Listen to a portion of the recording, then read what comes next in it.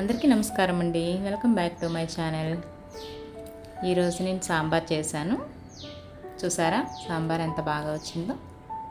మరి ఈ రెసిపీ ఎలానో చూసేద్దామా. సాంబార్లోకి ఒక బౌల్ కందిపప్పును తీసుకొని దానిలోనికి 2 గ్లాసులు వాటర్ యాడ్ చేసుకున్నాను. తరువాత అందులోకి ఆల్రెడీ నేను కట్ చేసి పెట్టుకున్న టమాటోస్ని యాడ్ చేశాను. నేను ఒక టమాటో తీసుకున్నానండి, బిగ్ సైజు. కుక్కర్ విజిల్ పెట్టేసుకొని 5 విజిల్స్ వచ్చేంత వరకు కూడా మనం కందిపప్పును ఉడికించుకోవాలి. 5 విజిల్స్ వస్తే సరిపోతుందండి. కందిపప్పుకి పప్పు అయితే ఉడికిపోతుంది. సాంబార్లోకని ఆల్రెడీ కట్ చేసి పెట్టుకున్న సొరకాయ, carrot, potato, drum sticks and 2 onions, 2 green chilli and brinjal, ఇంకా కర్రీ లీవ్స్ అన్నమాట. వీటన్నింటినీ కూడా నేను ముందే కట్ చేసి పెట్టుకున్నాను. ఈలోగా అయితే పప్పు ఉడికిపోయిందన్నమాట. ఉడికిన పప్పుని దించుకొని ఇలా ఫైన్గా స్మాష్ చేసుకోవాలి. ఇలా స్మాష్ చేసుకున్న దానిలోనికి మనం ఆల్రెడీ కట్ చేసుకుని పెట్టుకున్న వెజిటేబుల్స్ ఉన్నాయి కదా, వీటిని అయితే మొత్తం యాడ్ చేసుకోవాలి. ఈ వెజిటేబుల్స్లో ఇంకా బెండకాయ, ఇంకా ముల్లంగి కూడా యాడ్ చేసుకుంటారు చాలా వరకు. నేనైతే యాడ్ చేయలేదు. అన్ని వెజిటేబుల్స్ యాడ్ చేసుకున్న తర్వాత చింతపండు ఆల్రెడీ నానబెట్టుకున్న వాటర్ని ఇందులో వేసి బాగా కలుపుకోవాలి. అన్నీ కలిపి పెట్టుకున్న తర్వాత మనం స్టవ్ పైన పెట్టి బాయిల్ చేసుకోవాలి.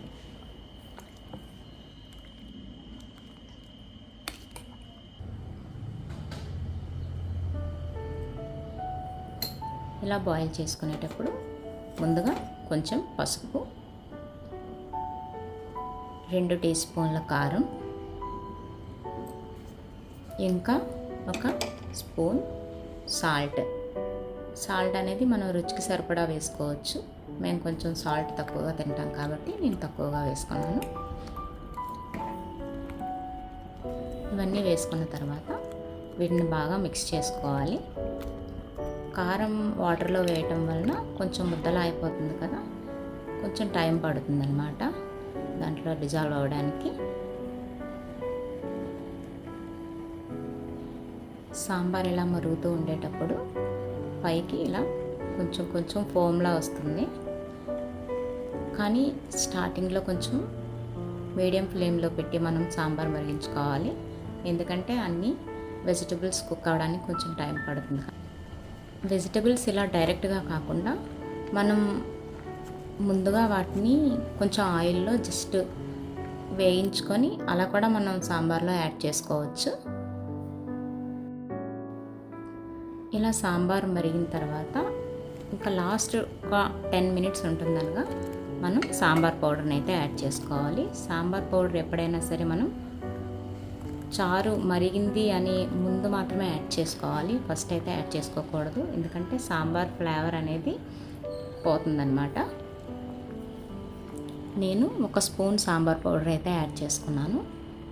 సాంబార్ మరిగింది, ఆల్రెడీ రెడీ అయింది. ఇంకా మనం దీన్ని పోపు వేసుకోవడమే. సాంబార్ పోపు వేసుకోవడానికి నేను 2 టేబుల్ స్పూన్ల ఆయిల్ తీసుకున్నాను.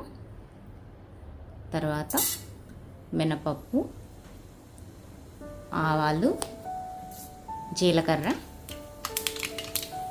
ఇంకా 6 వెల్లుల్లి రెబ్బలు, ఎండుమిర్చి, కరివేపాకు, వీటిని తీసుకొని పోపు అయితే వేసుకున్నాను. అంతేనండి, సాంబార్ అయితే రెడీ అయిపోయింది. కానీ మనకి అన్నం సాంబార్తో కాంబినేషన్లో అయితే వడియాలు కావాలి కదా, సాంబార్ని వడియాలతో తింటే చాలా బాగుంటుంది. నా రెసిపీ మీకు నచ్చిందా? అయితే నా ఛానల్ని లైక్ చేసి సబ్స్క్రైబ్ చేసుకోండి. Thanks for watching.